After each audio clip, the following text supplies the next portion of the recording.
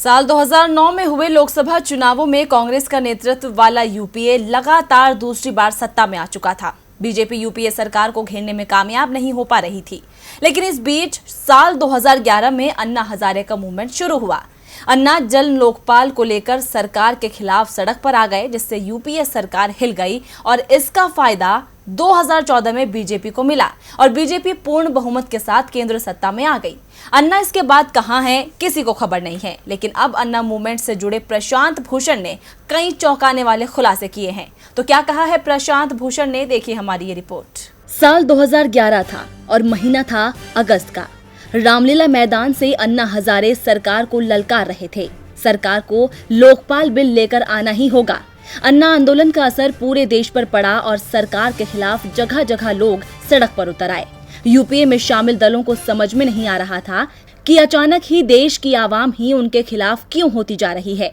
जनता के गुस्से को देखते हुए यूपीए सरकार लोकपाल बिल लाने को तैयार हो गई। अन्ना ने पूरी सरकार को अपने आगे झुका लिया था, लेकिन अन्ना को भी शायद इस बात का एहसास नहीं था कि वो जिस खेल में अपने आप को सबसे बड़ा खिलाड़ी मान रहे थे, वो खिलाड़ी नहीं, सिर्फ मोहरे थे।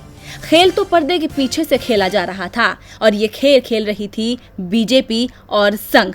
जी हाँ, जिसे देश अन्ना मूवमेंट समझ रहा था, वो हकीकत में बीजेपी और संघ का आंदोलन था। और ये खुलासा किया है उस समय इस मूवमेंट का हिस्सा रहे और आपके संस्थापक सदस्य प्रशांत भूषण ने। भूषण उस समय अन्ना और केजरीवाल दोनों के ही बेहद करीबी थे। प्रशांत भूषण ने बताया कि बीजेपी और संघ ने ये पूरी रणनीति अरविंद केजरीवाल के साथ मिलकर तैयार की थी। इंडिया अगेंस्ट करप्शन मूवमेंट की शुरुआत बीजेपी और संघ ने ही की थी।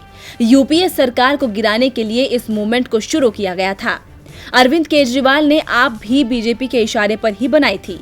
प्रशांत भूषण ने ये दावा किया कि अन्ना हजारे को केजरीवाल की मंशा की बिल्कुल भी भनक नहीं थी। यहाँ तक मैं भी उस समय अरविंद को सही आदमी मानता था, लेकिन 2015 में मुझे अरविंद की हकीकत समझ में आने लगी। मैं समझ गया था कि हमसे बहुत बड़ी भूल हो चुकी है। मुझे इस बात का अफसोस है कि अरविंद केजरीवाल का चरित्र मैं पहले क्यों नहीं समझ पाया।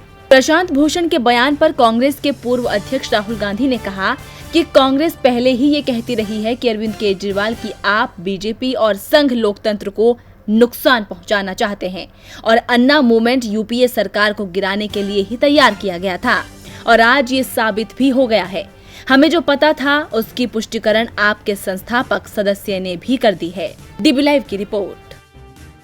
हेलो दोस्तों, चलते चलते ये बता दूं कि पेटीएम का एक नया ऐप आया है, पेटीएम फर्स्ट गेम्स, जिसमें आप घर बैठे गेम खेलकर लाखों रुपए कमा सकते हैं।